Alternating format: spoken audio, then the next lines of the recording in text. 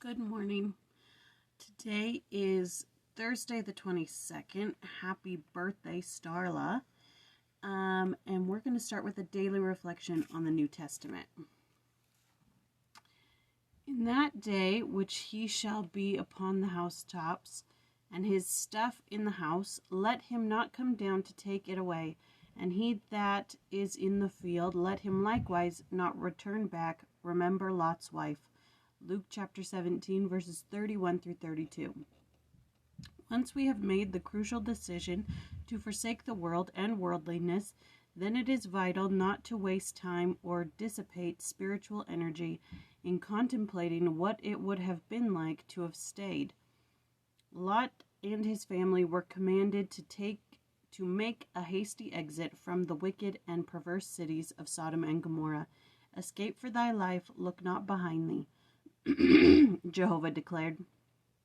God overthrew those cities, and all the plain, and all the inhabitants of those cities, and that which grew upon the ground. But Lot's wife looked back from behind him, and she became a pillar of salt.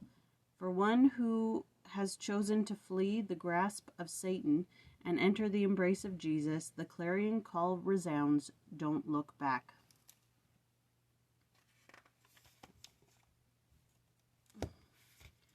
All right. So today is Mark chapter 15, verses 24 through 47. And in these verses, he's on the cross. They make fun of him. He calls out, my God, why hast thou forsaken me? And they think he's calling for Elias, which, interesting, they say, it's the Elo Lama Shabachthani, which is being interpreted, okay, my God, why hast thou forsaken me? Yet in the next verse it says, and some of them that stood by when they heard it said, behold, he calleth Elias. How do they not, I don't know, maybe it's the language or something, but I'm like, how do you not speak your own language? How do you not know what he's saying? I don't know. The accounts of Matthew and the accounts of Mark are very similar.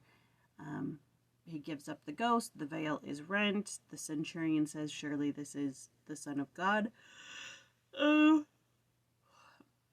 Joseph of Arimathea goes to Pilate, and it says here that he craved the body of Jesus, which is very interesting wording. In the Matthew account, it said that he pled, I believe, or he asked, he requested the body of Jesus. Here in Mark, he is craving the body of Jesus. It gives it a more of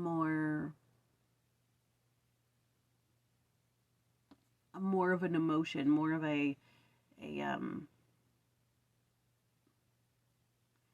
action, an emotional connection between Joseph and Jesus and the relationship that they had. It says Pilate was shocked that Jesus had died so soon. Oh, he's dead? Interesting. And he gives him the body, and then it says that Mary Magdalene and Mary the mother of Jose, beheld where they laid it. So that's what happens in these verses. So some interesting things in there that differ from the account of Matthew, but generally it is the same. Let's see what Ludlow has to say.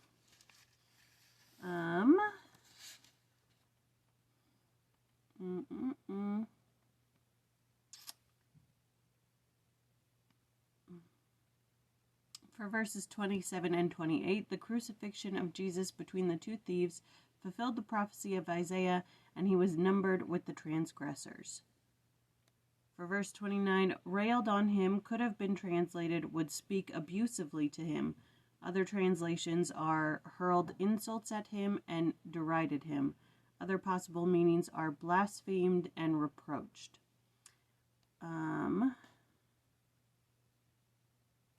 For verse 35, Eloi is found only in this verse. Shabbathanai is a cry of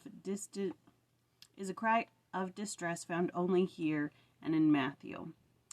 For verse 36, the Joseph Smith translation makes it clear that those who said, "Let him alone," were different people from those who offered him the vinegar. And one ran and filled a sponge full of vinegar and put it on a reed and gave him to drink. Others spake, saying, "Let him alone. Let us see whether Elias will come to take him down."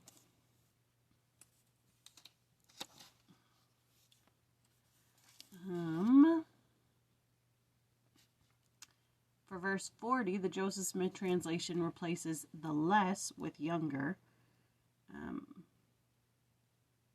For verse 43, the possible location of the place Arimathea can be found on map 14 of the Latter-day Saint edition of the King James Version of the Bible.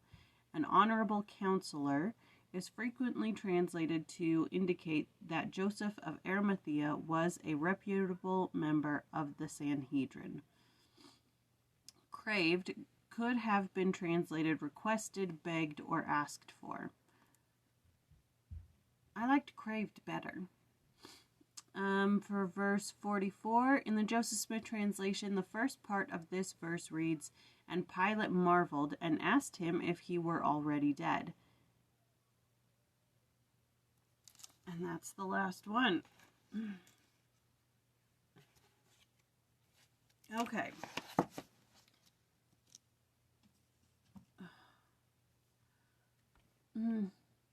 I have no more thoughts on that. We only have one chapter left of Mark. It's crazy how we've been studying these books for 6 months. And yet they're almost over and you're just like, well, what are we going to do now? But there's like the rest of the Bible. I don't know. It's a weird feeling to know that we're almost done with this part of the study. Anyways, I will leave you now with a prayer from a diary of prayer. It is the 22nd, June 22nd, Starla's birthday. This one is from Mrs. Douche. Douche. It's spelled just like douche. Okay. Lord, give us peace in our days, for there is none that fighteth for us, but thou alone art God. Lord, peace be made in thy strength, and plenty in thy towers. God, of whom be holy desires, rightful counsels, and right and just deeds, give to thy servants that peace that the world may not give, so that our hearts may be given to keep thine hest, and dread of our enemies may be taken from us, so that our times may be peaceable by thy protection. By our Lord Jesus Christ, thy Son, that liveth with thee and reigneth God, by all worlds of worlds. All right. That was Mark chapter 15, verses 24 through 47. And tomorrow we do Luke chapter 23, verses 1 through 28. We will see you then. Bye.